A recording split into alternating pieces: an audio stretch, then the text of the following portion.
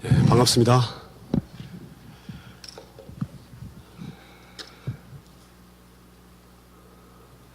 오늘은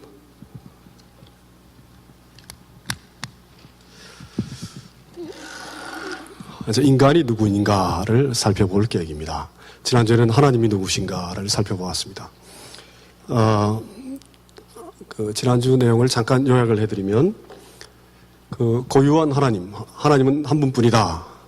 어떤 측면에서 고유한가라는 것을 우리가 좀 깨달을 필요가 있다라는 말씀을 전해드렸습니다. 첫째는 굉장히 하나님에 대한 이해가 성경에서 굉장히 포괄적이고, 또 여러 가지 하나님의 모습이 동시적으로 등장합니다. 따라서 그것을 단순히 다 하나의 양적인 모음으로만 모아서 이해를 하면 과연 하나님을 올바로 이해하는 것이냐라는 문제를 제기를 해드렸습니다. 그래서 단순히 1, 2, 3, 4, 5를 합친 그 의미가 하나님을 올바로 이해하는 것이 아니라 우리가 도저히 발견할 수 없는 새로운 의미를 그 속에 찾을 수 있게 된다 해서 의미 전환이 발생한다라는 것, 그것을 굉장히 중요하게 강조를 드렸습니다. 그래서 우리의 생각과 우리의 지각으로 이것이 지금 굉장히 문제가 됩니다. 왜냐하면 현대에 있어서 어떤 텍스트를 이해하는 그 방법론은 대부분 인간이 자기의 문화와 자기의 언어와 자기의 환경을 근거로 해 필연적으로 인간의 것을 상대의 텍스트에 덧입혀서 그 의미를 우리가 캐치를 해낸다, 이렇게 이해하는 것이 거의 대부분입니다, 지금. 그러나 성경이란 텍스트를 이해할 때, 성경 속에 등장한 하나님을 이해할 때는 물론 우리가 이해하는 거죠. 우리가 이해의 주체죠. 그러나 성령의 은혜일 뿐만 아니라 계시의 본질이라는 것은 우리가 우리의 것을 덧입히는 것이 아니라 성경 속에 있는 하나님의 새로운 모습이 우리를 새로운 옷을 입혀서 인간에게 새로운 인간을 만들어내시는 것, 그 방향이 가장 우선적이다라는 것. 그리고 그것은 때로는 우리의 문화적인 상황, 때로는 우리의 언어적인 상황을 훌쩍 건너뜁니다. 그래서 그것은 굉장히 독특한, 해석학으로 치면은 굉장히 독특한 해석적인 방법입니다. 하나님을 이해하는 방법에서. 그래서 제가 제안을 드리기로는 하나님에 대한 성경의 본문을 이해하실 때 자꾸 우리 것을 덧입혀서 이해하려 하기보다는, 그래서 우리는 기다린다 그러죠. 성경 읽을 때 우리는 기다린다. 그래서 상당히 많은 성경에 대한 해석이나 또 말씀의 증거가 우리의 것을 설명하고 우리의 것을 가지고 비유적으로 성경 본문을 접근하려고 하는 그런 해석 방법들이 굉장히 많습니다. 굉장히 보수적인 분들이 그렇게 간혹 합니다. 그럼 사실은 그렇게 하는 방법이 굉장히 인간적인 방법이죠. 굉장히 인본주의적인 방법입니다. 정말로 우리가 해야 될 방법은 하나님께서 우리에게 다가오시게끔 하는 것. 거꾸로 얘기하면 우리를 침묵하는 것. 우리가 좀 참는 것. 우리가 좀 기다리는 것. 하나님께서 우리에게 하나님 스스로를 드러내시게끔 하는 것. 우리를 멈추는 것. 여러 가지 그런 것들이 포함됩니다. 그래서 하나님의 거룩한 옷이 우리를 입혀서 하나님의 그 모습이 드러남으로 우리가 하나님의 옷으로 새롭게 되는 것. 그것이 성경의 하나님의 고유한 하나님을 발견하는 것이다. 이렇게 말씀을 드렸습니다. 그래서 의와 전능함, 하나님의 말씀, 창조주, 인격적인 하나님, 이렇게 아주 여러 가지 하나님의 그런 모습들이 있는데 그 모습들이 하나님의 계시를 통해 이해했을 때 새롭게 의에 대한 개념과 전능함에 대한 이해와 이런 것들이 아주 새롭게 우리가 이해할 수 있게 되고, 그것은 인간의 문화적인 상황 속에서 쉽게 발견되지 않는 내용들입니다. 그래서 우리가 아무리 우리 문화 상황 속에 얽매여서 살아간다 할지라도 성경이 우리에게 알려오는 많은 내용들은 우리의 문화를 때로는 훌쩍 건너뛰는 경우가 많다라는 것, 그래서 꼭 강조를 해드리고, 또 예를 들어서 제일 마지막으로 우리가 다뤘던 것은 사랑이 도대체 성경에서 어떤 의미를 가지고 있는가, 굉장히 다양한 아주 여러 가지 의미들을 말씀드렸는데 그 가운데 가장 중요한 것은 인간의 사랑과 하나님의 사랑을 비교를 했을 때 인간의 사랑이라는 건 인격적이죠. 인격적이라는 것은 살아있는 관계를 만들어낸다는 뜻입니다. 반응한다는 뜻입니다. 하나의 개체성을 갖고 있다는 얘기, 개인적으로. 그래서 그 안에 욕심이 들어가게 되고, 그 안에 주고받는 관계가 들어가게 되고, 그 안에 배타적인 것도 들어가게 되고, 그 안에 사랑 때문에 살인도 일어나게 되고, 그래서 인간의 사랑이 굉장히 제한적이고 일시적이고 한계가 많은 이유는 인격적 특성을 가지고 있기 때문에 그렇다라는 말씀을 드렸습니다. 그런데 하나님의 사랑은 여러 텍스트를 살펴보니까 지독하게 인격적인 특성을 가지고 있어요. 왜냐? 자기 살과 피를 우리에게 나누어 줄 정도로 우리 안에 찾아오신 하나님이기 때문에 그렇습니다. 우리 안에 거하면서 우리를 하여금 내 안에 거하라고 말씀하실 정도로 단순히 인격적인 교감을 하는 정도가 아니라 내가 너 안에 있고 너희가 내 안에 있다고 할 정도까지 깊은 인격적 관계를 얘기하는데, 그러나 온전한 사랑을 말씀하시고 계십니다. 그것이 굉장히 신비스럽습니다. 그 사랑을 생각하면 우리가 일상생활에서 경험하기 어려운 일입니다. 굉장히 경험하기 어려운 사랑을 성경은 사실 설명하고 있습니다. 인격적이면서도 온전하다는 것, 그것이 과연 무엇일까? 그래서 성경 속에 쭉 그런 내용들이 선포되어 있습니다만은 정말 천국 가서 하나님을 만나면 그걸 우리가 정말 직접적으로 경험할 수도 있지 않겠나, 그런 그 부푼 기대와 가슴을 한번 가져봅니다. 그래서 성경에 얘기하는 사랑이라는 것, 그것은 인격적이면서도 그러나 온전한 모습을 가지고 있다. 그걸 고린도전서 13장에서 얘기하죠. 온전한 것이 오면은 부분적인 것이 패한다라고.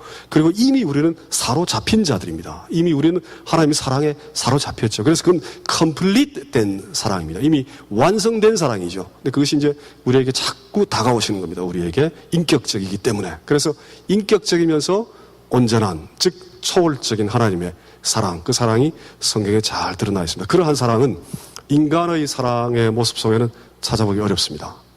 불가능합니다. 힌트들은 있죠. 우리가 그냥 일상생활 속에 조금씩 경험합니다. 그러나 온전하며 인격적인 어떤 충만한 의미의 그 사랑은 우리가 정말 경험하기 어렵습니다. 거의 불가능하지 않나, 이런 생각을 늘 해봅니다. 그런 측면에서 바로 사랑의 하나님이라고 우리가 늘 얘기하지만 그 사랑의 하나님은 그런 측면에서 고유한 사랑의 하나님이다, 이렇게 생각해 볼 수 있습니다. 자, 그 이제 하나님의 여러 모습 가운데 아주 두 서너 가지만 지난주에 다뤘습니다. 아주 두 서너 가지만. 그러면 앞으로 우리가 해야 될 일들은 성경을 읽으면서 무한의 보화처럼, 그리스도가 감추어진 보물이라고 얘기하죠. 성경에서 감추어진 보물이라고 얘기합니다. 그러니까 성경 속에 등장한 하나님이 누구실까는 무한한 그런 보물을 우리가 파내듯이 그 안에 하나님이 누구실까를 계속 이렇게 살피면서 그 하나님을 만나는 것, 그거 정말 놀라운 일일 겁니다. 우리는 아직 다 잘 모릅니다. 그런 이제 그 기대와 또 설레이는 그런 그 마음. 우리 도상원 목사님께서 요즘 설교하시는 내용 가운데 그런 말씀 많이 하시죠. 감격이 어디 있느냐라는 거. 감격이 어디 있느냐. 기독교를 믿는 자의 그런 감격이 어디에 있는가. 아름다움부터 해서, 그래서 그런 감격을, 그 속에, 하나님을 발견하는 감격을 그 속에 찾아서 나눌 수 있었으면 참 좋겠습니다. 제 전화기를 껐는데 이상하게 전화기 소리가 나오네요. 자, 오늘은 이제 인간이 누군가에 대한 이해입니다. 몇 가지 이제 강조점을 제가 말씀을 드릴 텐데, 자, 일반적으로 한번 생각해 보시기 바랍니다. 제가 남태평양에서 신학을 가르칠 때 기독교 인간학, 인간이 누군가에 대한 제목을 죄에 빠진 인간, 이렇게 강의 제목을 죄에 빠진 인간, 이렇게 되어 있었습니다. 강의 제목 인간학에 대해. 그래서 기독교인들이 이해하는 인간은 어떻습니까? 우리 여러분들이 생각하시기에 하나님께서 말씀을 통해 선포하는 우리들의 모습, 여러분 어떻게 이해하고 있습니까? 성경은 1차적으로 하나님에 관한 겁니다. 그러나 그 성경 속에 하나님과 인간에 계속 대화하고 만나고 배신당하고 찾고 찾아오시고 하는 그런 관계가 계속 이루어지죠. 그래서 인간은 그 굉장히 탁월한 하나님의 그 파트너입니다. 일종의. 그러면은 인간이 누구인가를 성경을 통해 상당히 깊이 있게 발견할 수 있어야 됩니다. 만약에 성경을 다 읽어봤는데 성경 속의 인간에 대한 이해가 굉장히 천박하다, 이러면 기독교가 천박한 겁니다. 왜 그런가? 하나님께서 굉장히 중요한 자기 파트너로 인간을 창조하셨기 때문에 그렇습니다. 아주 천박한 그런 파트너를 만든 신은 천박할 수밖에 없죠. 그렇죠? 그러니까 우리가 인간에 대한 우리의 이해가 죄에 빠진 인간 혹은 굉장히 부정적인 면만 만약에 생각하고 있다라면 우리의 이해가 천박하거나, 인간에 대한 이해가, 기독교가 전하는 인간에 대한 이해가 천박하거나, 둘 가운데 하나입니다. 이건 사실 심각한 문제입니다. 이건 사실 심각한 문제입니다. 우리가 우리 자신을 어떻게 이해하는가? 성경을 통해 이해하죠. 그래서 저는 말을 붙였으면 제일 마지막 네 번째 보면 하나님의 인간학이라는 말을 붙였습니다. 단순히 우리가 성경 속에 우리가 우리 자신을 돌아보지 않죠.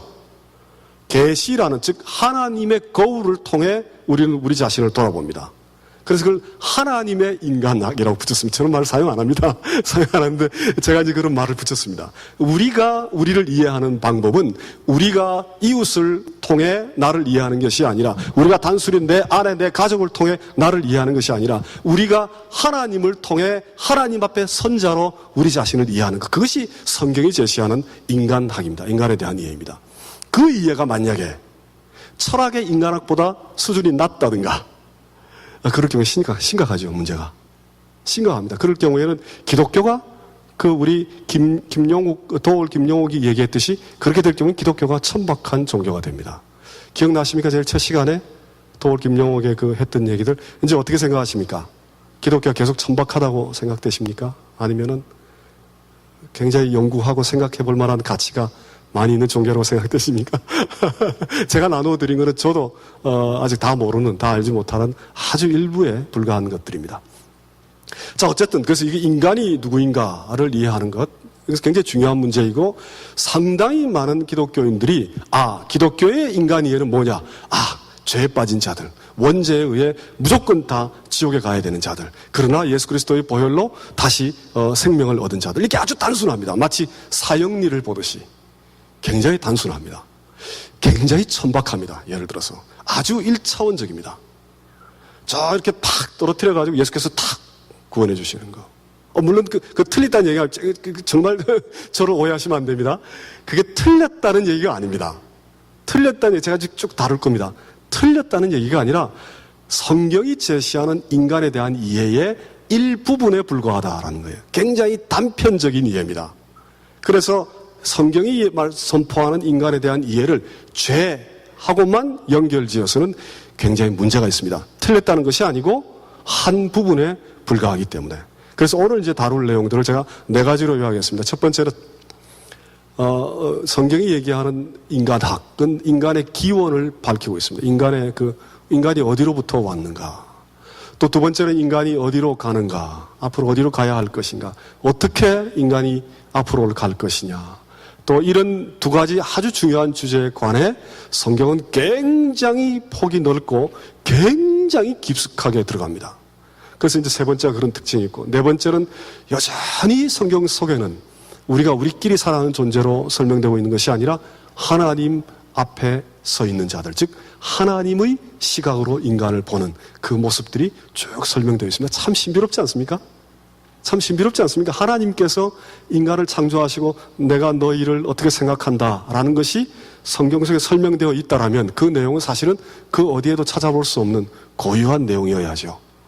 그래서 굉장히 흥미로운 그런 내용들입니다. 그러니까 우리가 성경 속의 인간을 이해하는 것을 다른 데서 다 찾을 수 있다고 기대하면 분명히 문제가 있습니다.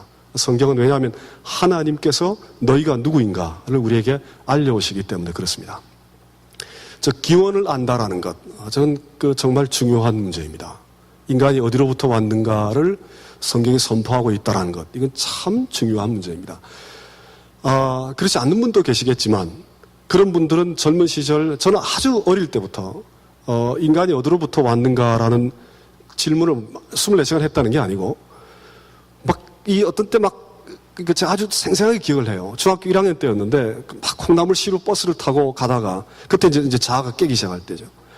인간이라는 게 있고 이때까지는 나를 통해만 계속 세상을 봤는데 책을 읽고 하니까 나를 지켜보는 누군가가 있을 수 있고 내 바깥에 우주가 있고 그 우주 가운데 내가 정말 아주 작은 그런 점에 불과하고 내가 상대화됐다라는 것을 중학교 1학년 때 느끼기 시작했을 때부터 밀려오는 당혹감이라는 거 있잖아요.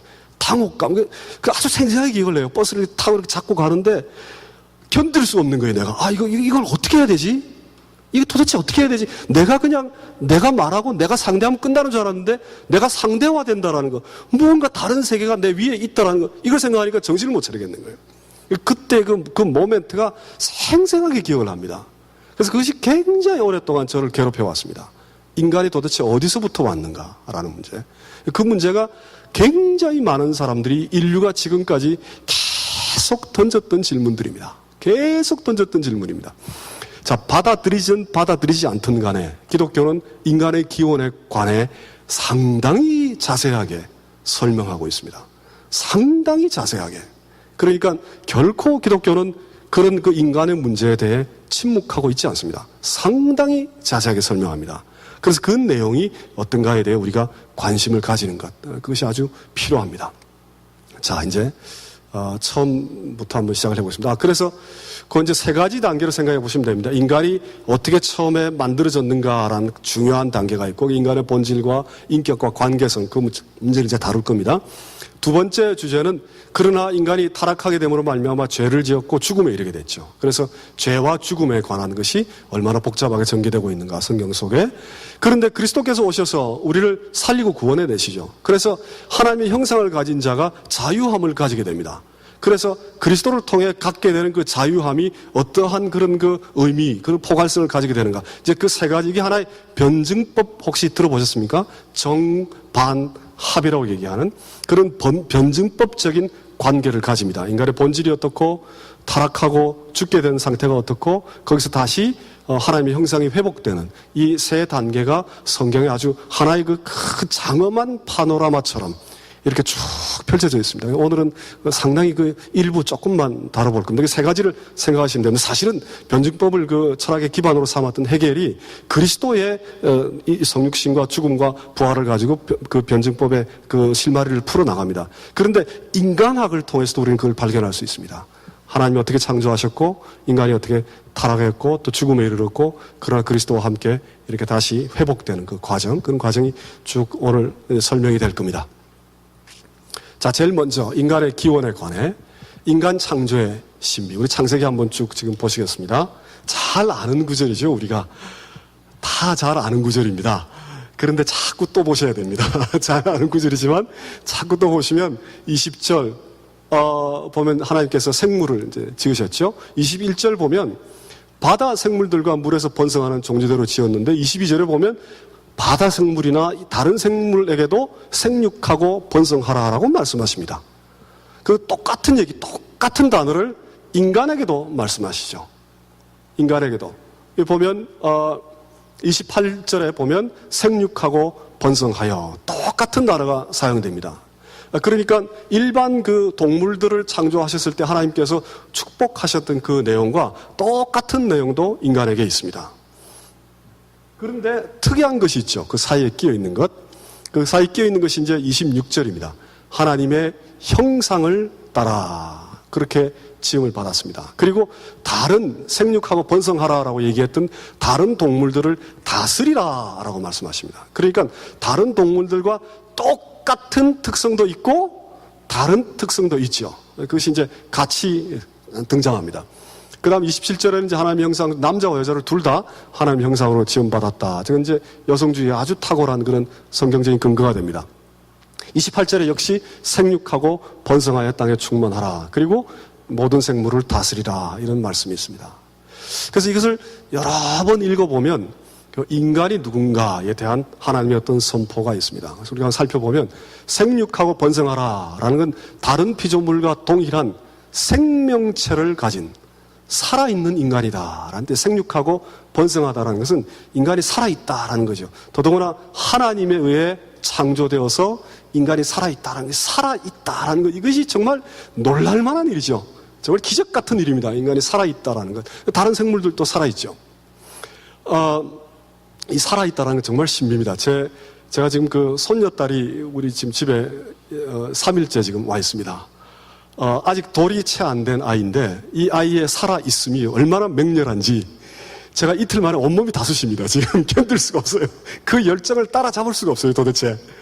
이 살아있음이 불과 한 돌도 되지 않은 이 한 생명의 살아있음이 얼마나 그 안에 그 맹렬한 그런 기운이 있는가. 그 기운이 도대체 어디로부터 오느냐. 성경은 아주 간단하게 선포를 하고 있죠.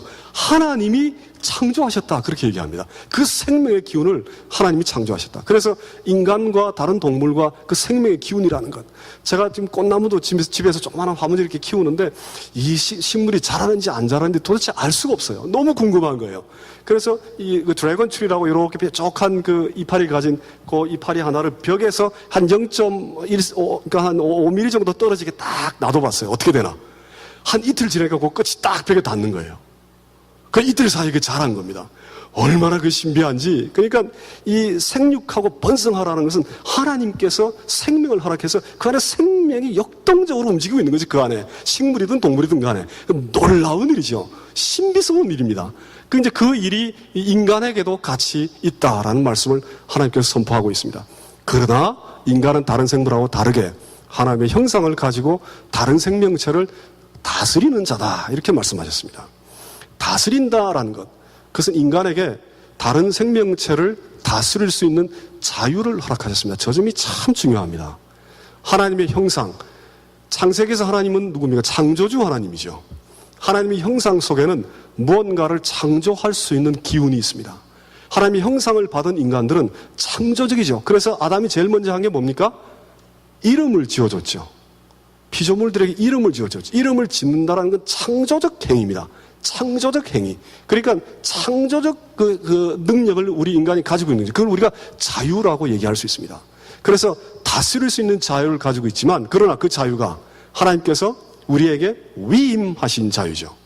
책임져야 할 자유입니다. 그냥 자유가 흐트러져 있는 그런 자유가 아니라 책임져야 할 그런 자유입니다. 세 번째는 하나님의 형상을 가지고 다스리는, 하나님의 형상이라는 하나님의 존엄함을 우리가 부분적으로 가진 거죠. 그래서 하나님의 존엄함, 또 하나님이 창조주 하나님으로 우리에게 형상을 주셨기 때문에 창조성도 우리가 가지고 있어요. 또 우리에게 다스리라라고 한 것은 우리가 인격적 하나의 개체로 다른 그 생명들과 일정한 관계를 가질 수 있다는 인격성을 또한 의미합니다. 그래서 이 짤막한 구절 안에 자유의 문제와 책임의 문제를 같이 가진 인간에 대해서 설명하고 있고, 그러나 그 속에 또한 하나님의 존엄함이 있고 하나님의 창조성이 있고 또 하나님과 일정한 관계를 가지고 있는 그런 그 인격성을 가지고 있다라는 이 최소한 5가지의 중요한 개념들, 이런 개념들이 같이 엿보입니다. 그래서 인간의 본질은 무엇이냐? 짤막하게 지금 봐서 이렇게 존엄과 창조성, 인격성을 가진 생명과 자유와 책임의 존재다, 이렇게 말이 굉장히 어렵죠. 어려운데 이 짤막한 그 본문 안에 굉장히 복합적인 인간에 대한 이해가 등장합니다. 또 하나 창세기에 굉장히 등장하는 중요한 것이 바로 Grand Unity라고 저는 말을 붙였습니다. 대동. 인간이 단순한 관계 정도가 아니라 깊은 그 연결성 속에 있다는 거죠. 대동, Grand Unity. 저건 도교에서 등장한 단어입니다. 인간은 하나님과 깊은 관계에 있고 타인과 깊은 관계에 있고 자연과 깊은 관계에 있습니다. 창세기 1장, 2장을 읽어보시면 창세기 2장 7절에 보면은 하나님이 흙으로 사람을 지으시고 호흡을 그 코에 불어넣으시니 사람이 생명이 된지. 그래서 호흡은 뭐 동물에게도 줄 수 있죠, 물론. 그러나 어쨌든 하나님이 형상으로 인간을 지었을 뿐만 아니라 그 코에 생명을 불어넣으신 거죠. 호흡을 불어넣은 거죠. 그러니까 쉽게 얘기해서 우리가 들이쉬고 내쉬고 숨을 쉰다라는 것은 하나님을 쉰다라고 생각할 수도 있습니다. 우리의 생명 자체가 하나님의 호흡으로부터 왔기 때문에. 그래서 하나님의 형상을 가지고 하나님을 호흡하는 자가 인간입니다. 하나님과 놀랄만한 관계 속에 있죠. 그래서 하나님의 형상이라는 개념이 기독교에 등장했다는 것은 오늘 20세기, 21세기에 와서 굉장히 주목받고 있는 내용입니다. 다른 종교나 아니면 철학에서도 굉장히 주목하는 개념입니다. 하나님의 형상을 인간이 가지고 있다는 것. 그 다음 두 번째는 보시면 흙으로 사람을 지었다. 먼지로 사람을 지었다. 그래서 인간이 타락하게 되니까 흙으로부터 왔으니 흙으로 돌아갈지어다, 그 말씀을 하시죠. 자연의 일부입니다. 인간의 자연의 일부를 가지고 지어졌습니다. 타락하기 전에 이미 인간을 그렇게 지으셨다라는 얘기죠. 그 다음에 에덴 동산에 두사 그것을 다스리게 하시고 인간을 이끌어서 하나님께서 다스리게 하시고 또 명령을 하시죠. 먹지 말라. 즉 이제 순종을 요구하시는 거죠, 인간에게. 그러니까 인간의 인격성이 그 안에 또 드러납니다. 순종을 요구하신다라는 것은. 그 다음에 아담이 하와를 보고 제일 먼저 한 얘기가 내 뼈 중에 뼈요 살 중에 살이다, 그 얘기를 하죠. 그러니까 인간이 그것이 무슨 뭐 신화가 됐든 뭐가 됐든 간에 창세기가 선포하는 인간에 대한 아주 본질적인 문제는 모든 인간이 타인의 뼈와 살을 가졌다라는 그런 뜻입니다. 왜냐? 하와가 아담의 뼈와 살을 가진 자이기 때문에. 그리고 아담과 하와의 자손들이 다 다 그 뼈와 살을 통해 태어났기 때문에 그렇습니다. 그래서 우리는 단순히 사회적 존재일 뿐만 아니라 인격체를 가지고 뼈와 살을 나눈 자들입니다. 인류 전체는 뼈와 살을 나눈 공동체죠. 인류 공동체. 그래서 저런 사고는 참 찾아보기 어렵습니다. 다른 그 철학이나 종교에서. 여기 보시면 하나님과의 깊은 관계, 타인과의 관계, 자연과의 관계가 아주 그 복합적으로 세 가지가 다 같이 등장하고 있습니다. 그래서 인격적 관계 신비, 하나님의 형상과 호흡을 가지고 있는데 인격이라는 것은 여기서 무엇인가? 상당히 의존적이죠. 우리가 하나님의 형상을 가지고 있기 때문에, 하나님의 숨결을 가지고 있기 때문에 우리 숨쉬는 자체가 하나님께 굉장히 의존하고 있죠. 그런데 동시에 언약을 맺고 그 아담과 맺었던 계약을 호세아서에 보면 언약이라고 얘기합니다. 언약. 언약이라는 건 상당히 전문 용어이긴 합니다만 성경에서 사용하는, 그러나 아담과 태초에 맺었던 하나님과의 그 관계 자체를 언약적인 관계다, 이렇게 이제 우리가 볼 수 있습니다. 그래서 언약적인 관계와 순종이 가능할 정도로 독립적 인격체를 가졌다는 뜻입니다. 인간이 독립적 인격체를 가졌다. 그러니까 의존적이면서 동시에 독립적인 인격체를 가졌다라는 그런 의미입니다. 또 자연 속에는 흙을 돌아간다. 자연으로부터 지었다. 동산을 다스리며 지켜야. 왜 그럴까요? 왜 그럴까요? 동물보다 우리가 뛰어나기 때문에 그렇다. 당연하죠. 또 다른 한편으로는 자연의 일부이기 때문에 그렇습니다. 자연의 일부이기 때문에 우리가 아름다운 꽃을 보고 이 땅이 황폐해지지 않도록 가꾸고 노력하고 해야 되는 이유는 우리가 자연의 일부이기 때문에 그렇습니다. 우리가 그 속으로 다시 돌아갈 것이기 때문에 그렇습니다. 우리가 땅하고 연결되어 있죠. 사실 이런 사상은 도교나 동양의 사상에 깊이 녹아들어 있습니다. 인간의 자연의 일부라는 것은. 그래서 성경이 얘기하고 있죠. 이런 부분에서. 또 인간도 따로 똑같이. 하나님께서 왜 하와를 만드셨습니까? 홀로 있는 것이 보기 좋지 않았어요. 아담 혼자. 그러니까 아담의 복제를 한 게 아니에요. 하와를 만드실 때 하나님께서 아담하고 똑같은 걸 만들어가지고 그냥 놀이하라는 그런 얘기가 아닙니다. 무언가 다른 인격체를 만들어주신 거죠. 그러니까 인간은 철저히 다른 인간으로부터 왔지만 그러나 독립된 인격체로 살아가도록 하나님께서 허락하신 겁니다. 배필, 돕는 자라는 것은 독립적인 인격체를 가지고 있다는 뜻이죠. 그러니까 인간과 인간의 관계도 아주 뚜렷한 두 가지 현상이 드러납니다. 하나는 철저하게 타인에 우리는 의존하고 있고 동시에 우리는 독립적 인격체를 가지고 있다는 것, 그것을 같이 엿볼 수 있습니다. 자, 그래서 인간이 아주 엄청나게 연결되어 있다는 것이 지금 제가 얘기한 게 아니고 저는 원래 있는 것을 이렇게 좀 정리해서 설명하는, 저는 발견하는 자입니다. 성경에 있는 얘기를 하고 있습니다. 성경에 있는 얘기를 하고 있습니다. 근데 굉장히 복잡하죠. 그래서 그림을 그려보면 본질적, 인격적, 관계적 존재다라는 것이 얼마나 포괄적인 얘기가 제가 다음 화면에서 말씀드리겠습니다. 여기서 지금 그랜드 유니티와 본질에 관한 얘기입니다. 인간의 본질에 관해서도 저 옆에 생명, 자유, 책임, 존엄, 창조, 인격이란 최소한 6가지 현대인들이 굉장히 주목하는 아주 중요한 개념들이 이미 창세기에 등장하고 있습니다. 이미. 그런데 거기뿐만 아니라 하나님과의 관계, 자연과의 관계, 타인과의 관계도 굉장히 밀도 있게 창세기가 전하고 있습니다. 그래서 그 두 가지 측면, 본질이 어떻고 어떠한 인격체를 가지고 있고 그리고 어떤 관계성을 가지고 있는가, 이 세 가지 측면이 창세기에 다 나와 있습니다. 이해되시죠? 어떤 인격체를 가지고 있다는 것, 어떤 관계성 속에 있다는 것, 또 본질이 어떤 모습이다라는 것, 이것이 세 가지가 다 설명되고 있습니다. 지금 여기 보시면 본질과 인격과 관계라는 것은 다 같은 말이 아닙니다. 이게 조금 어렵습니다. 이제 아마 이해가 되실 겁니다. 서양의 세계는 지금 굉장히 심플리파이한 겁니다. 제가 굉장히 단순화시킨 겁니다. 이렇게 사실 지나치게 단순화하면 굉장히 무식한 일입니다만은 이해하십시오. 비교를 하기 위해서 이렇게 단순화했습니다. 서양의 세계는 주로 인간의 본질에 초점을 많이 뒀습니다. 인간이 누구냐라는 거죠. 인간이 누구냐. 그래서 본질에 대한 그 해석과 이해가 굉장히 주된 그 내용을 이루었습니다.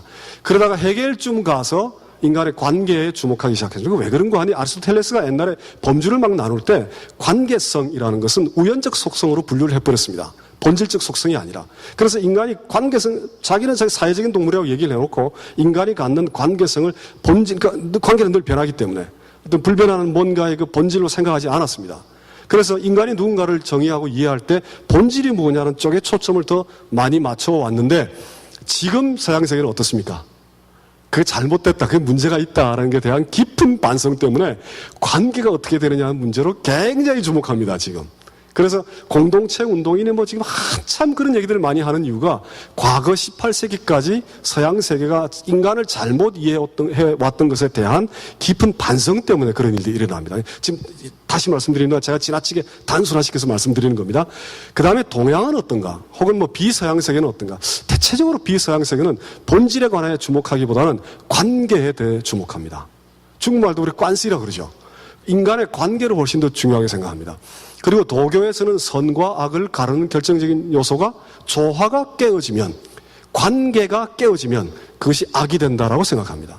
그러니까 악과 선의 문제도 객관적이고 본질적으로 저기 딱 있는 것이 아니라 관계성 속에 드러난다라고 생각하는 것이 또 물론 그렇지 않을 수도 있죠. 얼마든지 지금 다산 정약용만 해도 여러 가지 다른 얘기들을 합니다. 그래서 동양의 세계 안에서도 여러 가지 다른 얘기들을 하긴 합니다. 하긴 하는데 전체적으로 구태여 비교를 하자면 서양 세계는 본질에 대한 주목을 했다가 지금 관계에 대한 주목으로 옮겨가고 있고, 동양 세계는 본질에 대한 문제보다는 관계에 대해서 훨씬 더 주목해 왔는데, 동양 세계에서 인격이라는 개념, 지금 제가 인격이라는 얘기를 자꾸 해왔는데 그 인격이라는 단어를 저 사람 참 인격자야 우리가 얘기할 때 그 뜻하고는 조금 다릅니다. 그 뜻하고 저 사람 참 인격자다라는 것은 저 사람 참 군자다라는 뜻이죠. 좋은 품성을 가졌다라는 뜻이죠. 동양에서는 인격이라고 얘기하면 그런 의미를 가지는 경우가 꽤 많습니다. 근데 현대 올수록 계속 그런 의미를 가질 의미가 참 많습니다. 그런데 제가 말씀드린 인격이라는 것은 개체성을 얘기합니다. 다른 사람과 교감할 수 있는, 또 자기가 나를 이해할 수 있는 그런 주체적인 면이 있는 것, 내가 나일 수 있는 주체적인 면이 있는 것, 또 내가 나로서 타자와 관계를 맺을 수 있는 그 무엇. 그래서 인격이다라는 것은 그런 나의 주체성을 인격에 대한 해석들이 참 많습니다. 20세기에 들어와서 독일 철학적 인간학을 하는 사람들은 인격을 이제 전 인격에 주목합니다. 또 혹은 지나치게 본질에만 인간이 이제 서양 세계가 관심을 가져왔기 때문에 20세기 초에 들어와서는 인격이라는 것을 논하면서, 인격에 관련된 철학적 인간학을 논하면서 인격이 행동하고 인격이 어떻게 그 악태 삶을 살아가느냐라는 문제에 더 초점을 맞췄습니다. 어쨌든 인격에 대한 이해가 굉장히 다양하긴 합니다만은 관계하고 동일하지는 않다는 거, 이게 참 중요합니다. 인격이라고 얘기했을 때 우리가 너무 쉽게 인격이라는 것은 타인과 관계를 맺는 것이다 이렇게 쉽게 생각해 보는 경우가 참 많습니다. 그렇지 않습니다. 관계가 없어도 인격은 그대로 있을 수 있죠. 인격이라는 것은 그 하나의 우리가 어떤 생각하고 행동하는 하나의 주체로서의 그 무엇, 전인격적인 그런 부분을 인격이라고 얘기할 수 있습니다. 그래서 여기 보면 서양 세계는 본질에서 관계로 움직여가고 있고, 동양 세계는 관계를 더 중요시 해왔고, 인격에 대한 개념도 조금 다른데, 그럼 기독교는 무엇인가? 기독교는 아까 설명드린 대로 본질에 관한 굉장히 복합적인 설명을 선포를 하고 있습니다. 최소한 6가지 개념과 더불어. 그 다음에 인격에 대한, 이게 좀 문제가 되긴 합니다. 왜냐하면 인격이라는 용어를 사용하지 않았죠, 성경에서. 사용하지 않았습니다, 창세기에. 제가 그걸 말을 붙인 거죠. 그러니까 신학하는 자들이나 성경을 읽는 우리가 그 속에 하나님께서 인격이란 그 무엇을 얘기하고 있구나라는 것을 우리가 사실 깨달아야 되죠. 그래서 사실은 20세기 초에 막스 셸러라는 철학적 인간학을 세운 사람이 인격이라는 개념을 굉장히 강조했는데 기독교의 영향을 받아서 그렇게 했습니다. 그게 뭐냐? 기독교의 인간에 대한 이해를 자꾸 연구를 하다 보니까 여기 무언가 중요한 개념이 하나 등장하네.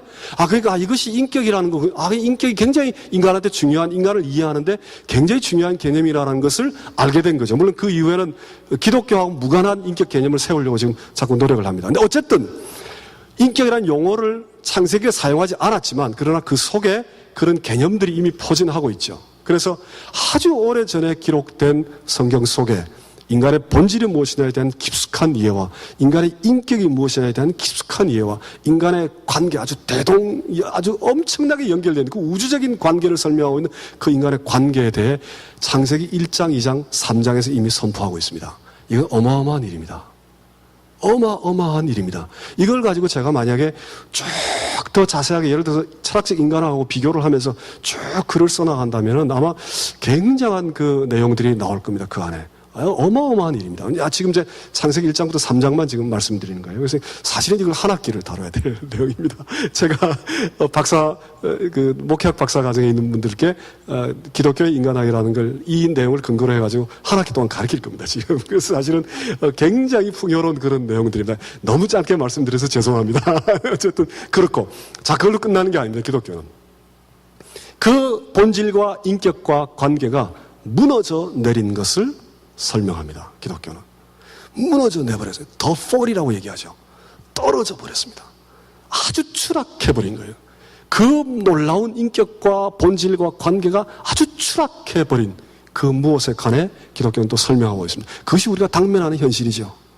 그것이 우리가 당면하는 우리의 처한 그런 하나의 그 현실입니다. 인간에 대한 현실입니다. 인간이 당면하고 있는 처참한 현실에 대해 기독교는 아주 치열하게 고발합니다. 아주 심할 정도로 고발합니다. 왜 그런가? 하나님이 우리를 보고 계시기 때문에 그렇습니다. 하나님의 인간학이기 때문에 인간을 아주 치열하게 고발합니다. 그래서 저 엄청난 얘기들, 본질과 인격과 관계에 인간에 대한 아주 포괄적이고 깊이 있는 설명들이 한꺼번에 무너져 내린 얘기들을 하면서 동시에 세 번째는 그것이 어떻게 회복될 것인가 라는 문제, 그 문제를 다룹니다. 그래서 참 간단하지 않아요. 인간에 대한 이해가 참, 저는 한편 하나님에 대한 이해도 너무너무 놀라운데 성경이 인간에 대한 이해도 너무 놀라워서 정말 탐복할 때가 참 많습니다. 정말 단순하지 않습니다. 철학을 같이 공부를 해보시면 이 점이 훨씬 더 선명해집니다. 그래서 이제 그런 점들을 자, 꼭 좀 나누고 싶어서. 자, 그 다음 이제 지금 창세기에 대한 그런 얘기는 했죠. 그 다음 죄가 무엇이냐, 죽음이 무엇이냐. 이 참, 기독교는 인간의 죄에 대해 민감합니다. 제가 늘 말씀드립니다. 죄에 대해 민감하지 않는 자들은 기독교인이 아니다. 그렇게 말씀드릴 수 있습니다. 저는 이단에 대해서 함부로 얘기하기를 참 꺼려 합니다. 왜냐하면 하나님이 선하다는 자를 우리가 악하다 할 수 있기 때문에. 그런 위험이 그 속에 늘 있기 때문에. 그래서 기독교인의 크리스찬 킹덤 안에 속한 자들에 대한 범위를 가능한 한 좀 넓혀놓으려고 합니다. 사도신경을 받아들인 한 그분들은 전부 하나님의 다 자녀들이다. 이런 이제 굉장히 포괄적인 그런 믿음을 갖고 있습니다. 그러나 죄에 대해 가볍게 생각하는 자들은 어떤 교단, 어떤 신학에 속하든 간에 기독교인이 아닙니다.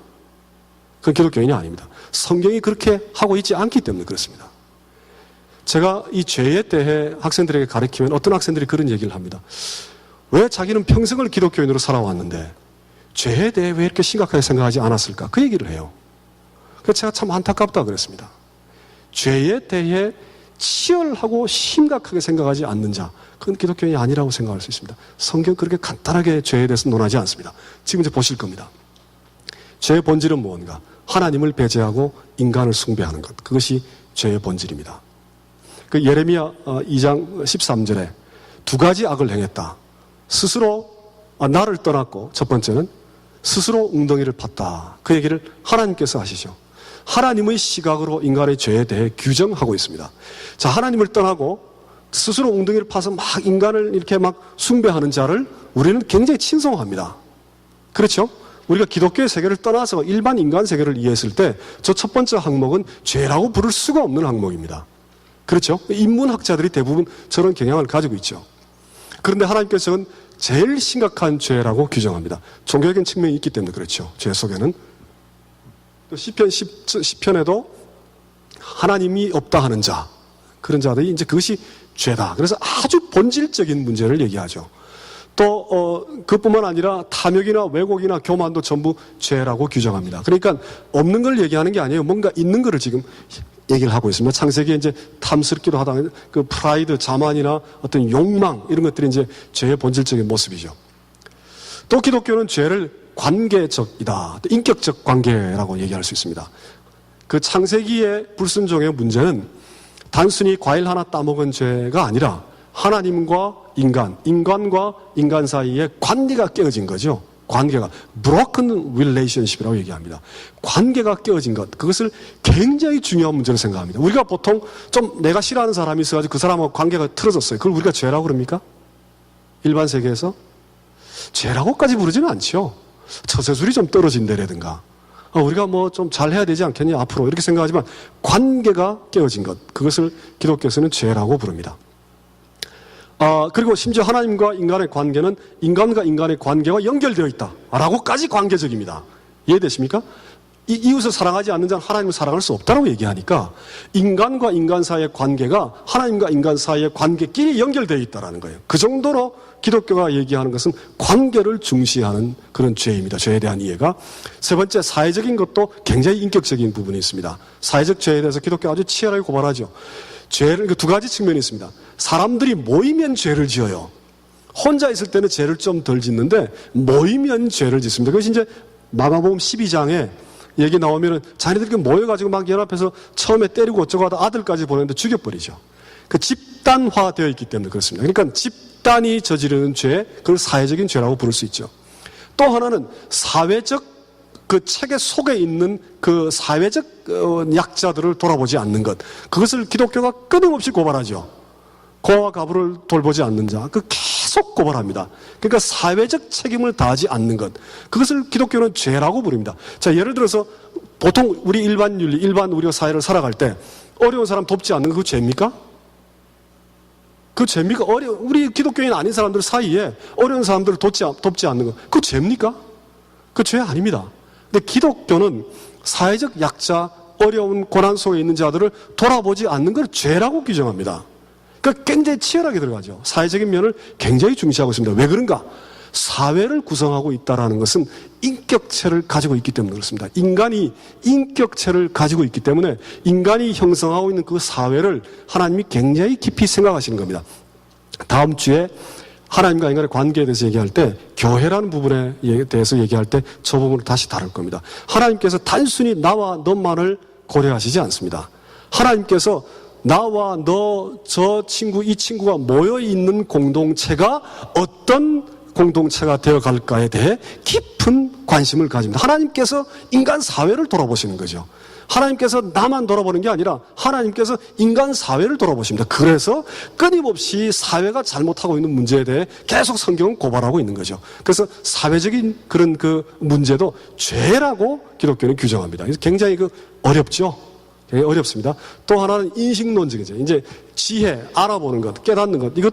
이건 지금 네 가지나 됩니다. 제가 간단하게 설명하면 하나님을 알지 못하는 가장 큰 죄죠. 둘째, 인간 자신을 알지 못하는 것도 큰 점이에요. 이게 참 흥미롭습니다. 이거 이사야 47장 한번 꼭 읽어보십시오. 이사야 40장부터 47장 8장쯤까지 어떤 얘기가 있냐면은 하나님 나 외에 다른 신이 없다는 거예요. 하나님께서 자꾸 나 외에 다른 신이 없다. 그리고 형상을 만들어서 우상 숭배를 하는 자들을 막 비난하십니다. 그렇게 하지 말라고. 왜 나 외에 다른 신이 없는데 왜 자꾸 다른 신을 섬기냐고. 그러다가 어떤 얘기까지 하느냐. 자기밖에 없다고 얘기하는 인간들을 뭐라 하십니다. 그러니까 인간이 단순히 우상 숭배만 할 뿐만 아니라 나밖에 없다 라고 얘기하는 자를 하나님께서 질책하십니다. 아주 흥미롭죠. 아주 흥미롭습니다. 그러니까 인간의 우상은 밖에도 있지만 나한테도 있죠. 내 안에도. 그래서 인간을 잘 이해 못하는 것, 그것을 하나님께서는 죄라고 규정합니다. 또 그리스도를 잘 알지 못하는 자를 사도행전 2장에서 베드로가 제일 먼저 질책했죠. 유대인들을 향해. 그리스도, 너희들이 십자가에 못 박은 그 그리스도가 하나님의 아들이다. 왜 그리스도를 깨닫지 못하는? 이게 죄죠. 가장 심각한 죄죠, 사실은. 그 다음 요한 1서에서는 죄 없다 하는, 그게 바로 이제 죄다라는 것. 죄를 깨닫지 못하는 것. 그것도 이제 죄다. 그래서 알지 못하는 것. 이 기독교의 알미란 여러 번 들으셨을 겁니다. 인격적 알미입니다. 기독교 알미라는 것은. 그래서 이 네 가지 차원에서 알지 못하는 것도 죄입니다. 알지 못하는 게 죄가 될 수 있을까요? 아니죠, 사실은. 일반 사회에서는 알지 못하는 게 죄가 아닙니다. 그냥 무지가 왜 죄입니까? 그렇죠? 그 무지가 억울한데 왜 그게 죄라고 하느냐. 근데 기독교에서는 알지 못하는 것, 그것을 지금 죄라고 규정합니다. 그 다음 또 이제 내적인 거, 영적인 거, 종교적인 그런 면, 우리의 마음 가장 깊은 곳을 들여다보시는 하나님이죠. 가장 내밀한 곳을 들여다보시는 거. 그래서 주의 목전에 하나님 앞에서 내가 악을 지었다라는 것, 시편 51편에 또 예수께서 그 베드로에게 사탄아 물러가라라고 얘기하시면서 하나님의 일을 생각지 아니한다라는 것, 하나님의 일을 생각지 아니하는 것, 사람의 일을 생각하는 것, 이것이 다 이제 굉장히 종교적인 차원이죠. 굉장히 영적인 차원이고, 또 에스겔에서는 모든 죄악을 버리고 마음과 영을 새롭게 할지어다. 아주 영적인 면까지. 우리의 영적인 면이 그 죄악된 상태로부터 해방되어야 된다는 것도 인간 윤리에서는 다루지 않습니다. 그런 문제를 전혀 다루지 않습니다. 종교니까 이제 그런 얘기를 하는 거죠.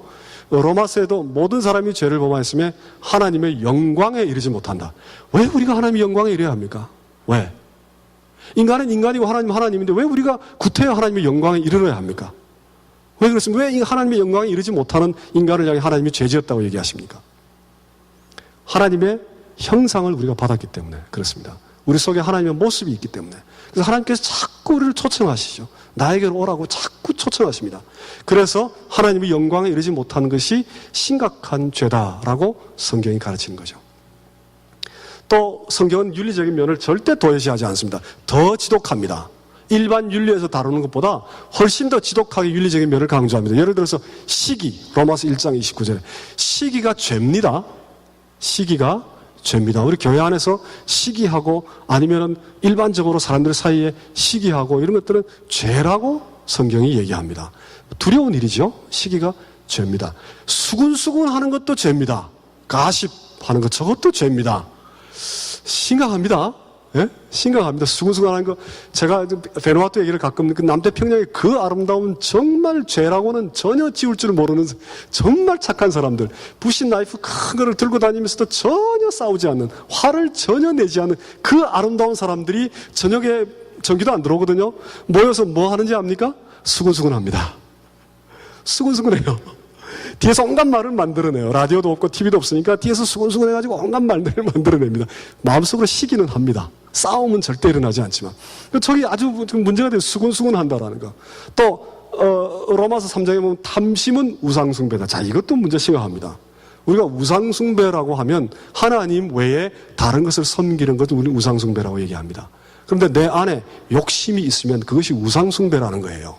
내 안에 욕심이 너무 많이 생기는 것, 그것은 종교적인 죄라고 얘기하시는 거예요. 이것도 굉장히 어렵습니다. 그러니까 기준이 지금 엄청나게 복잡해지는 거죠. 복잡해지고 굉장히 깊어집니다. 그뿐만이 아닙니다. 더 기가 막힌 것, 그것은 무언가 부족한 것, 결핍되어 있는 것을 죄라고 얘기합니다. 빠져 있는 것. 결핍되어 있는 것. 특히 로마서 1장 31절 보면 거기 지금 저 A에 빨간 돼 있죠. 강조점이 돼 있죠. 저 헬라어로는 알파인데 그 알파가 헬라어에 붙으면 영어도 그렇게 있죠. 영어도 A나 A, B 뭐 이런 것이 붙으면 반대를 뜻하죠. 그래서 알파가 반대를 뜻하는 뭔가 없는 것을 얘기합니다. 없는 것. 그래서 로마서 1장 31절 그 우매라고 단순히 번역했는데 사실은 이해가 없는 것, 그런 뜻입니다. 그 다음에 배약이라고 되어 있는 것도 사실은 신뢰가 없는 것, 그런 뜻이에요. 무정도 사랑하지 않는 것이라는 뜻이고, 무자비는 자비가 없는 것. 무언가 결핍되어 있는 것, 그것을 죄라고 얘기합니다. 또 뿐만 아니라 내가 무엇을 하여야 영생을 얻으니까 전인격적으로 하나님과 이웃을 사랑하라. 전인격적으로 하나님과 이웃을 사랑하지 않으면 영생을 얻을 수 없죠. 그것을 죄라고 규정하기 때문에. 심각해졌죠. 네, 기독교는 너무 심각하게.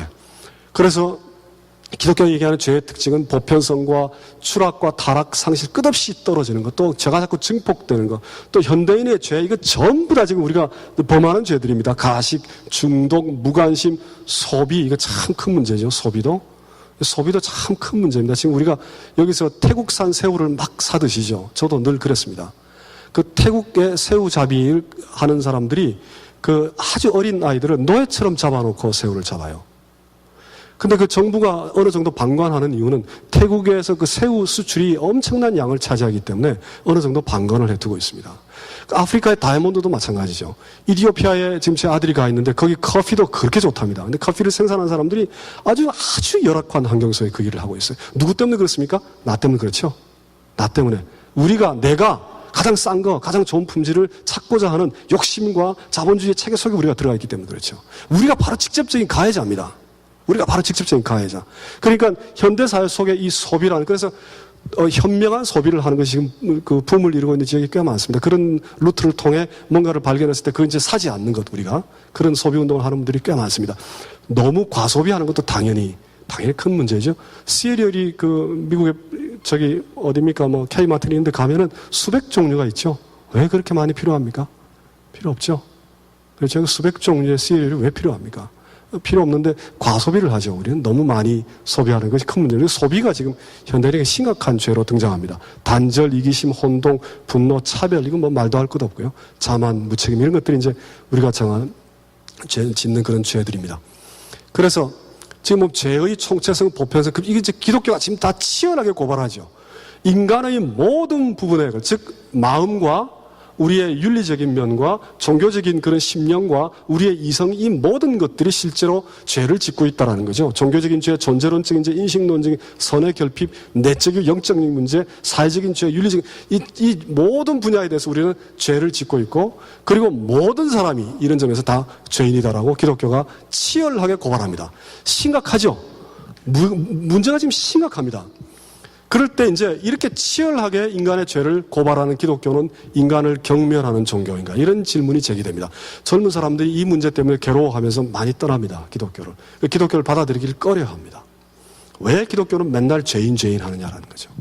왜 맨날 너희 죄는 이렇다, 있지도 않는 죄를 만들어내가지고 막 죄를 부풀린 다음에 자 봐라, 예수께서 너의 죄를 사해 주셨다, 이렇게 얘기하느냐. 왜 병주고 약주냐, 이런 얘기죠.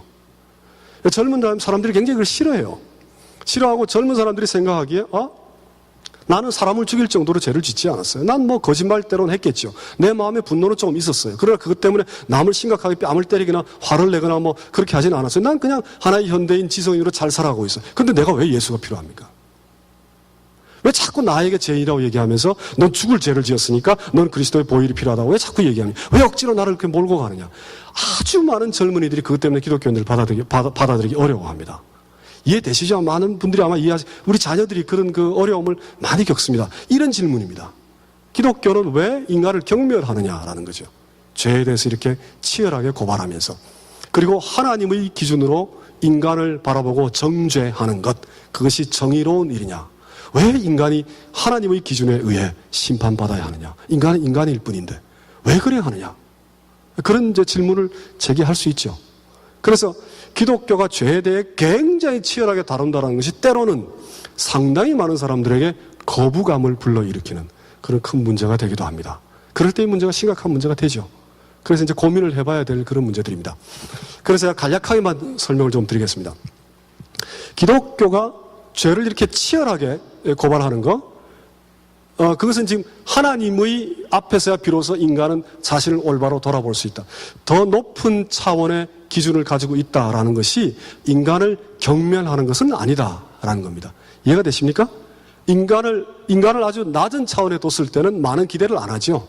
그러나 인간을 하나님의 인간함, 하나님의 높은 수준으로 인간을 바라보고 있기 때문에 죄에 대한 치열함이 훨씬 더 깊어지는 거예요. 그러니까 인간을 누르고 있기 때문에 그런 게 아니라 인간을 높이기 위해서 하나님께서 더 치열하게 우리를 고발하고 계신 거죠. 그러니까 아주 높은 수준의 잣대를 가지고 인간을 바라보고 있기 때문에, 하나님이 우리를 보고 있기 때문에 기독교는 그렇게 치열하게 인간의 죄에 대해 고발하고 있다는 겁니다. 이것이 역설적으로 성경이 하나님의 영감에 의해 기록되었다는 걸 증명하죠. 역설적으로. 만약에 인간끼리 대충 생각해서 성경을 기록했다면 이렇게까지 우리 자신을 비판하지 않습니다. 이렇게까지. 하나님께서 인간을 바라보고 있기 때문에 이렇게까지 치열하게 전 인간의 인격적인 부분까지 아주 치열하게 인간의 모든 보편성을 다 아우르는 그 무엇, 그것을 죄로 고발하고 계시죠. 그러니까 그 부분이 오히려 역설적으로 기독교의 경전이, 성경이 하나님에 의해서 기록됐다는 것을 우리가 볼 수 있습니다. 두 번째는 전 인격을 건드리고 있죠. 하나님께서 우리의 육체만 사랑하시는 거 아닙니다. 하나님께서 우리의 마음만 사랑하시는 거 아닙니다. 하나님께서 우리의 윤리적인 행위만 사랑하시는 거 아닙니다. 하나님께서 우리의 뜻만 사랑하시는 거 아니에요. 하나님께서 우리의 전 인격을 사랑하십니다. 따라서 전 인격이 머무르고 있는 그 죄성에 관해 하나님께서 고발하시는 거죠. 전 인격이 치유되기를 바라시기 때문에 그렇습니다. 그러니까 하나님께서 전 인격을 다시 관계하시기 때문에 전 인격이 저지르고 있는 죄에 대해 성경이 치열하게 얘기를 하고 있죠. 전 인격이라는 문제, 20세기에 들어와서 강조되고 있는 개념입니다. 성경에 다 있습니다. 성경이 지금 얘기하고 있는 전 인격보다 더 깊이 있게 성경에서 전 인격적인 문제를 사실은 거론하고 있습니다. 물론 이제 보는 시각에 따라서 지나치게 하나님께 의존적이다, 그런 점은 물론 비판할 수 있죠. 그 다음 세 번째, 하나님, 이건 하나님에 관한 것이다. 하나님은 단순히 인간의 죄를 고발하는 것에 그치는 게 아니라 그렇게 고발해서 하나님의 의에 이르게끔 우리를 질책하고 한탄하고 초청하고 동행하고 짊어지고 약속하고 인도합니다. 그러니까 인간의 죄가 깊어질수록 하나님의 관계도 더 깊어집니다. 하나님의 관계도. 죄에 대한 하나님의 질책과 심판이야말로 하나님이 인간과 얼마나 깊은 관계를, 인간의 어떤 여지를 남겨두지 아니하고 전 인격적으로 하나님 인간과 관계를 맺기 원하셔서 전 인격적인 부분에 죄를 하나님께서 고발하고 계신다, 이렇게 볼 수 있습니다. 또 인간 사이의 관계에 대해서도 하나님이 깊은 관심을 가지죠. 하나님과의 관계는 네 번째, 타자와의 관계를 늘 포함합니다. 인간을 사랑하지 않는 자는 하나님을 사랑할 수 없다라고 성경이 고발하고 있죠. 그래서 왜 이렇게 기독교가 죄에 대해 치열하게 고발하느냐에 대해 우리는 최소한 이 정도는 우리 자녀들이나 우리 자신들에게 조금 설명해 줄 수 있어야 됩니다. 사실은 이건 인간을 경멸하는 것이 아니라 정말 하나님께서 인간의 가장 구석구석까지 낮게 찾아오셔서 구석구석까지 우리의 손을 잡고 동행해서 올라가기를 원하시기 때문에 그렇다. 그래서 인간을 낮추는 것이 아니라 인간을 가장 높이는 것, 그것이 이제 기독교의 죄의 개념입니다. 이해가 되십니까? 아니면 너무 어려운 얘기만 지금 계속 합니까? 예. 자, 그럼 이 죽음의 문제도 있는데, 죽음에 대해서도 기독교는 참 특이합니다. 9가지 정도의 현상들이 있어요. 죽음에 관해서. 죽음이 굉장히 보편적이다라는 것. 그 다음에, 제가 넘어가겠습니다. 이것도 질문들인데. 죽음에 대해 기독교는 한 9가지 정도의 생각들이 있습니다. 하나님과 인간의 아주 결정적인 차이다라는 것. 그 다음에 또, 인간의 그 인격의 온전함이 죽음 때문에 파괴될 수도 있다. 이건 이제 특별히 죽고 나서 육은 죽는데 영은 어떤 상태로 들어가게 된다. 소멸되는 게 아니라 이렇게 믿었을 때 그렇습니다. 그 받아들이지 않는 그런 그 기독교 그룹도 있습니다. 죽고 난 다음에 영이 어떤 상태를 유지한다라는 것. 그랬을 경우에 이제 영과 육 사이의 어떤 분리되는 것은 전 인격의 연합을 상실하게 되는 거죠. 그래서 인간이 파괴되는 거죠. 죽음으로 말미암아. 또 타자의 관계와 종결이 되고, 또 기독교가 탁월하게 죽음에 대해서 해석하는 것은 자연적 현상이라기보다 죄의 결과다라고 해석하죠. 죽음에 대해서. 그것도 굉장히 독특합니다. 기독교가 해석하는 것 가운데. 그 다음에 죽음을 또한 자연으로 돌아가는 것이다, 이렇게 생각하죠. 자연으로 돌아가니까 흙에서 나서 흙으로 돌아간다. 그런데 중요한 건 소멸이나 무화가 아니다라는 거예요. 죽음이. 기독교하고 불교하고 가장 큰 차이가 뭡니까? 기독교와 불교하고 가장 큰 차이는, 불교에서는 사실은 아의 그릇, 그러니까 무화를 진행하는 아에 대한 자각조차도 없어져야 된다고 생각해요. 불교에서는. 그러니까 컨테이너 자체가 없어져야 된다는 거예요. 불교에 있어서는. 그것이 이제 해탈의 경지에 가는 거죠. 그러나 기독교는 컨테이너를 인정하죠. 왜 그런가? 인격을 인정하기 때문에 그렇습니다. 인간의 인격을 기독교는 인정하기 때문에 그 안에 컨테이너로서의 기독교의 인간의 모습은 가지고 있습니다. 그러나 그 안에 있는 것들을 다 덜어내서 그리스도로 채워져야 한다라고 생각하는 거죠. 그래서 자연으로 흙의 상태로 돌아가긴 하지만 그러나 그것이 소멸된다라고 생각하지는 않습니다. 그 다음에 이 죽음이라는 것은 또 하나의 큰 축복이다. 왜냐하면 부정의 부정, 즉 이런 참담한 윤리적인 의식을 가지고 살아가는 인간들은 그 삶이 종결되어야만 한다. 그래서 제가 그런 말씀을 드린 적이 있죠. 에덴 동산에서 생명나무를 보호하신 것, 그것은 인간에게 주신 하나님의 가장 큰 축복이다라는 것. 만약에 우리가 아담과 하와처럼 타락한 현재의 모습으로 살아가면서 영생한다라면 이건 정말 대참사입니다. 대참사. 만약에 우리가 지금과 같은 윤리적인 영적 수준으로 영생한다라면 이건 대참사입니다. 정말 끔찍한 거죠. 죽어야 되죠. 우린 죽어야 새로운 사람으로 살아날 수 있습니다. 그래서 죽음이란 아주 하나님의 그 말로 닿을 수 있는 축복입니다. 한편으로는. 종결시키고 새롭게 만들어내기 위해서. 물론 그 속에 연속성이 있지만. 또 죽음은 그리스도와 함께 죽는 것. 그것을 이제 좀 이따 다시 볼 겁니다. 또 죽음은 성령의 은혜로 날마다 죽는 것. 자기 부의 성화라고 볼 수 있죠. 또 죽음은 죽고 난 다음에 또 다른 손. 제가 예전에도 한번 얘기했습니다. 하나님의 손으로부터 하나님의 또 다른 손으로 옮겨가는 것이다. 그래서 굉장히 놀라운 무엇이 죽음과 함께 우리를 기다리고 있죠. 그래서 죽음에 관해서 기독교는 최소한 9가지의 다양한 사상들을 보여줍니다. 그래서 보시면 단절, 종결, 심판, 회기라는 어떤 죄의 모습하고 비슷하죠. 굉장히 밑으로 나락으로 떨어지는 것으로부터 그 죽음의 죽음이란 축복과 그리스도의 연합이란 새롭게 됨과 성화의 다른 삶으로 이렇게 하나님께서 쭉 건져 올리시는 그런 과정이 죽음 속에 같이 들어있죠. 기독교 신앙 속에는 굉장히 포괄적이고 신비스러운 면이 있습니다. 자, 그 다음에 이제 우리가 그래서 야, 이거 어떡하나, 진짜. 이게 참 중요한 문제여서 저 혼자만 자꾸 중요하다고, 하는 것 같아서 죄송스럽긴 합니다만. 그러나 이제 너무 우리 기독교인들이 죄에 관해서만 생각하고 있어요. 인간에 대해서. 근데 그렇지 않다라는 걸 이제 같이 나누고 싶어서 그렇습니다. 이게 이제 이런 문제 때문에 그렇습니다. 천주교인들은 조금 덜해요. 천주교인들은. 개신교보다 덜합니다. 왜 그러냐면, 하나님의 형상을 우리가 다 가지고 있죠. 근데 타락했죠. 그럼 하나님의 형상은 어디 갔습니까? 그것이 큰 질문이죠. 하나님의 형상을 가진 자와, 그런데 타락했다는 장면 이후에도 하나님의 형상에 관해서는 계속 나오죠, 성경에. 그러니까 하나님의 형상이 뭔가 계속 되는 것 같은데, 타락했다는 건 그러면 하나님의 형상이 완전히 없어진 거냐? 아니면 조금이라도 남아있다는 거냐? 그런 질문이 생기죠. 이 부분에 관해서 천주교하고 개신교하고 가장 큰 차이를 가져옵니다. 가장 큰 차이를. 그래서 우리 마리아 숭배만 이것만이 아니라 이 부분이 굉장히 중요한 문제입니다. 토마스 아퀴나스가 예를 들어서 또 다른 방법이 있습니다. 이제 토마스 아퀴나스라는 분이 천주교의 신학을 제일 많이 기초하신 분입니다. 인간에게 세 가지 측면이 있는데, 이성이라는 면은 타락 때문에 전혀 손상되지 않았어요. 전혀 다치지 않았다. 도덕적인 미덕은 축소됐다. 지금 보이죠? 화살표에 의해서. 타락 때문에 많이 축소됐다. 종교적인 의로움은 상실됐다. 이렇게 믿었습니다. 타락 때문에. 그러니까 하나님의 형상이 세 가지 측면을 가지고 있는데, 이성이라는 한 가지 면은 전혀 손상되지 않았다라고 보는 거예요. 그런데 개신교, 특히 이제 켈빈에는 어떻게 했냐. 저런 구분이 없고, 인간이 총체적으로 타락에 의해 심각하게 하나님의 형상이 훼손된 겁니다. 타락에 의해. 이성까지 심각하게 훼손됐지만, 잔재는 남아있는 거죠. 이 점들이 보이죠, 옆에? 하나님의 형상이 완전히 없어진 건 아니고 심각하게 훼손됐는데 저런 잔재들은 남아있다. 이것이 이제 개신교와 천주교의 가장 큰 차이입니다.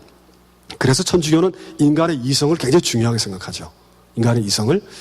자, 그렇게 될 경우에 지금 이제 이게 중요한, 그러나 그 흔적들이 남아있다는 것이 어느 정도로 강렬한가에 대한 이해가 꼭 있어야 됩니다. 예를 들어서 켈빈을 보면 창조적인 능력과 존엄을 우리가 조금씩 가지고 있는 거예요. 그 안에 여전히. 그래서 그런 그 일반 은총 속에 있는 어떤 우리의 능력들을 켈빈은 그걸 또 특별한 은총이라고 불렀습니다. 그 안에. 그러니까 우리가 일반적으로 일반 은총, 특별 은총이 두 가지만 알고 있죠. 일반 은총이라는 건 자연 속에 하나님 내리는 은총이고, 특별 은총은 그리스도를 통한 구원, 이렇게 생각하죠. 근데 켈빈은 일반 은총 속에 또 특별한 은총, 피킬리어라고 얘기했어요. 그 라틴어도 그런 단어예요. 그 특별한 은총들이 있는데 그게 뭐냐? 장인들, 솜씨가 좋은 장인들, 수학과 의학을 발달시킬 수 있는 능력들, 특별히 철학하는 인간의 지성들, 또 신체의 발달들, 아름다움을 생각할 줄 아는 이런 능력들, 이런 능력들은 하나님께서 특별히 허락하신 은총이다. 그리스도를 안 믿는 자도 그게 다 있다는 거예요. 그리스도를 안 믿는 자도. 그러니까 하나님의 형상이 천주교는 지성에서는 온전하게 보존된다라고 생각했지만, 개신교는 아주 심각하게 훼손됐다. 그러나 그 하나님의 형상의 그 흔적들이 굉장히 강렬해서 창조주 하나님의 흔적이기 때문에 우리가 무언가를 만들어낼 수 있고, 그리고 아름다운 것을 그 감상하고 그 아름다움에 대해서 깊이 빠져들 수 있는 그런 그 능력들이 우리 안에 있다는 거예요. 그리고 수학을 하고, 그리고 의학을 발전시키고, 철학을 발전시키는 그런 능력들이 우리한테 있는데, 그것이 전부 일반인들까지, 기독교인들 말고 일반인들까지 다 그런 능력들인데, 그 능력이 하나님께서 하나님의 형상으로 주신 능력이다. 그 얘기를 하는 겁니다. 그래서 이 부분이 너무 안 알려져 있습니다. 우리 개신교 안에. 우린 죽을 수밖에 없는 죄인이고, 우린 아무것도 못하고 막 이런 쪽으로만 몰고 가고 있는 경우가 참 많아요. 물론 종교적으로는 우리는 아주 심각하게 타락한 자들이죠. 하늘나라의 기준으로 볼 때 우리는 아주 전적으로 죽을 수밖에 없는 죄인이죠. 이 땅의 시각으로 볼 때 우리에게는 하나님의 흔적이 남아있는 자들입니다. 그래서 의학에 몰두를 하고 아름다움을 만들어내고, 그리고 꽃을 가꾸고 아름다운 음악을 듣고 하는 이런 모든 작업들이 굉장히 창조적인 작업이에요. 그런 창조적 작업들이 가지고 있는 가치는 굉장히 소중합니다. 왜 우리가 그걸 만들어내느냐? 창조주 하나님의 형상을 가지고 있기 때문에 그렇습니다.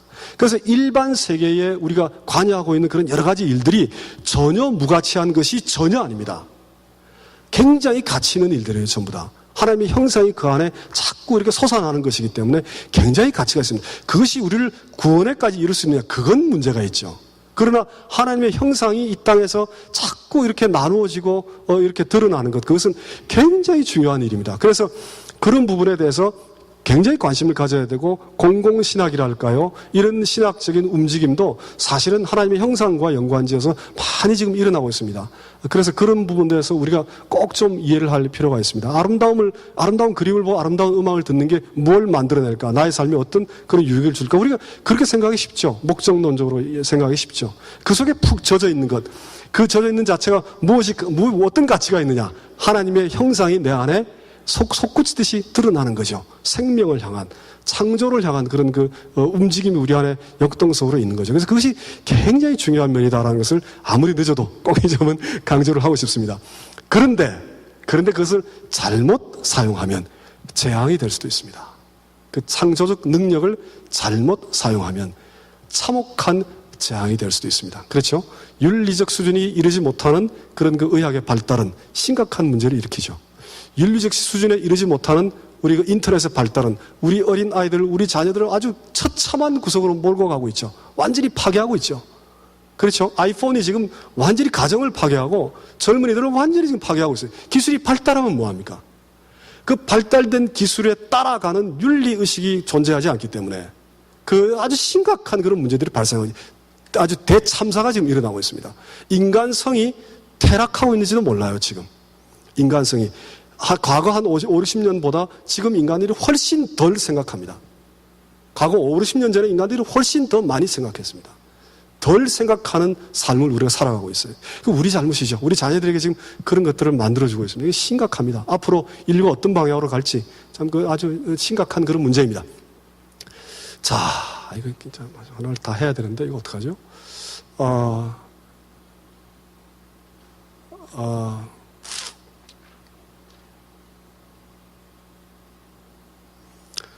한 5분만 더 하겠습니다. 이건 제가 조금 어려우니까 넘어가겠습니다. 근데 이 하나님의 형상과 자유를 연관시키기 위해서 꼭 말씀드려야 되겠네요. 성경에서 얘기한 하나님의 그 형상은 따라서 잘못되면 큰 재앙이 될 수 있기 때문에 그리스도를 통해 새롭게 회복되었다라고 선포하죠. 그 하나님의 형상은. 그래서 왜 그런가? 그리스도가 바로 하나님의 참다운 형상이다라고 성경이 여러 군데 증거합니다. 그리스도가 하나님의 참다운 형상이다. 그리고 그리스도는 인간의 참다운 형상이죠. 그래서 우리에게 심각하게 훼손된 하나님의 형상은 그리스도를 통해 회복되었다라고 볼 수 있습니다. 그래서 이제 하나님의 형상이 회복되었을 때 어떤 일들이 일어나냐에 대해 자유라는 개념을 가지고 설명을 드리겠습니다. 그러니까 인간이 어떻게 창조되었다는 것이 이제 정이고, 인간의 죽음과 죄로 어떻게 떨어졌다라는 것이 반이고, 거기에 대한 합이 이 자유라는 개념을 가지고 생각해 볼 수 있습니다. 근데 그 연연히 흐르는 그 줄기는 무언가 하니 하나님의 형상입니다. 하나님의 형상이 어떻게 회복되는가라는 과정을 통해 그 자유와 연관지어서 그것이 이제 그리스도와 연합되는 과정을 우리가 볼 수 있습니다. 자, 자유라는 것은 굉장히 중요한 4가지 측면을 가지고 있습니다. 자, 이거 한참 설명해야 되는 겁니다. 하면 본질, 자유라는 그릇이 일단 있어야 돼요. 자유라는 원초적인 그런 능력이 있어야 됩니다. 그것이 이제 어떻게 행사되든 간에 자유라는 원래의 본 바탕이 있어야 됩니다. 원래 인간이 자유를 가진 본 바탕으로 창조되지 않았다면 자유에 관해서 논할 필요도 없죠. 그래서 본 바탕이 일단 하나 있어야 되고, 이마저 칸트가 제일 중요하게 생각했던 겁니다. 둘째는 그 자유가 인격성을 가지고 있습니다. 그 자유를 행사할 어떤 인간의 주체적인 그 모습이 있어야 됩니다. 자유를 줘놓고 자유를 행사하지 못한다. 그럼 그 문제가 되죠. 그 문제는 여러분이 관심이 있으면 도스토옙스키의 카라마조프 형제들의 대신문관이라는 편이 있습니다. 그걸 읽어보시면 이 문제를 심각하게 다룹니다. 예수께서는 이 땅에 오셔서 왜 인간한테 자유를 줬냐는 거예요. 차라리 우리를 노래로 만들면 우리가 쉽게 따라갈 텐데 왜 우리한테 자유를 줬냐, 그런 토론을 쭉 벌려나갑니다. 자유를 행사할 수 있는 개인의 인격이 있어야 됩니다. 또 자유는 타인의 자유를 침해하지 말아야 됩니다. 그것은 이제 사회적 관계의 자유랍니다. 나의 자유만 중시하면 타인의 자유가 침해될 수 있죠. 그래서 그런 아주 치열한 관계 속에 있습니다. 또 자유는 어떤 가치를 가지고 자유가 표현되고 실행될 것이냐에 대한 자유의 존엄함이 있습니다. 그래서 자유라는 건 이 4가지 요소를 반드시 가져야 됩니다. 이게 굉장히 중요한 그런 얘기죠. 그럴 때 이제 문제가 되는 게 절대적 자유는 가능하냐, 기독교의 자유는 어떤 자유냐, 자유의 모순이 있어요. 자유는.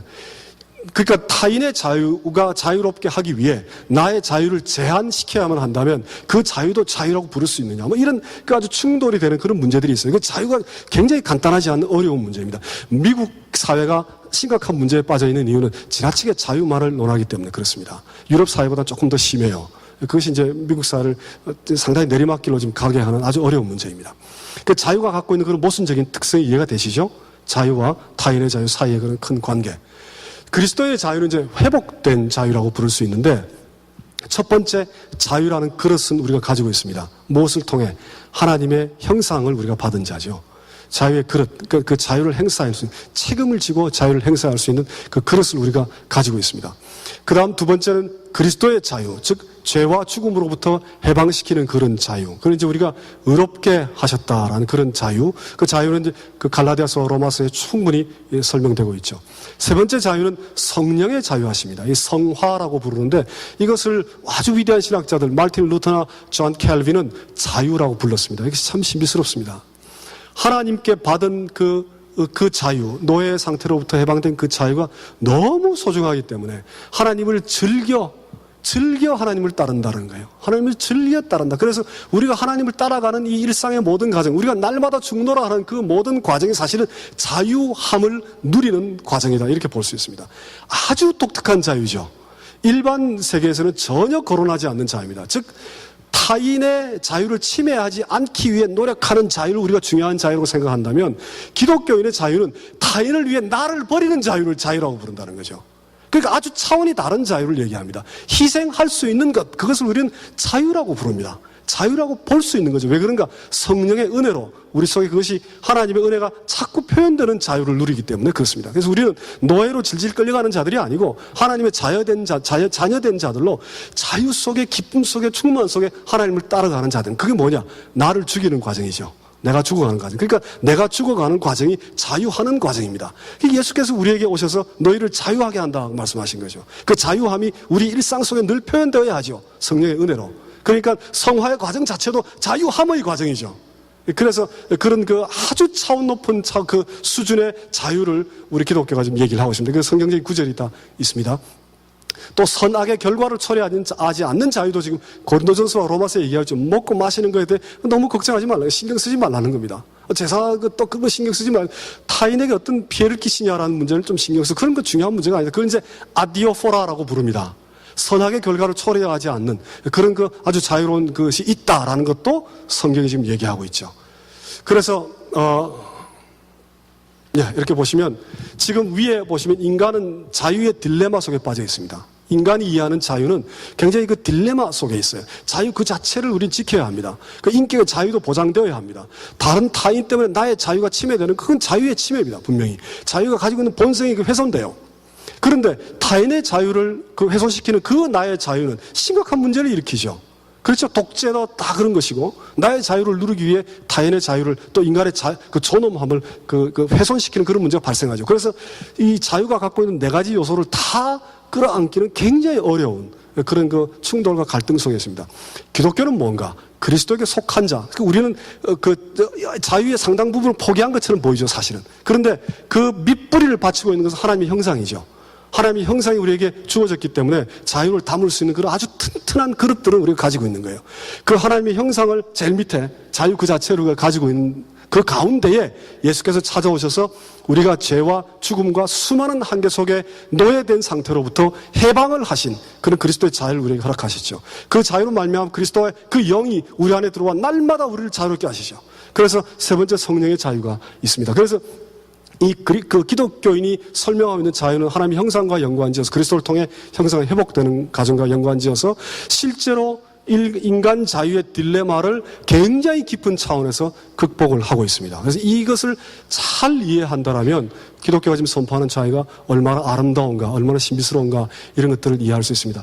자, 제가 요약을 했습니다. 네 가지 항목에서 다 요약을 했습니다. 근원을 밝혔다, 하나님의 형상을 얘기했고, 인간이 전부 다 연결되어 있다, 또 죄와 죽음의 근본에 대해서 기독교는 최소한 충분히 설명을 하고 있습니다.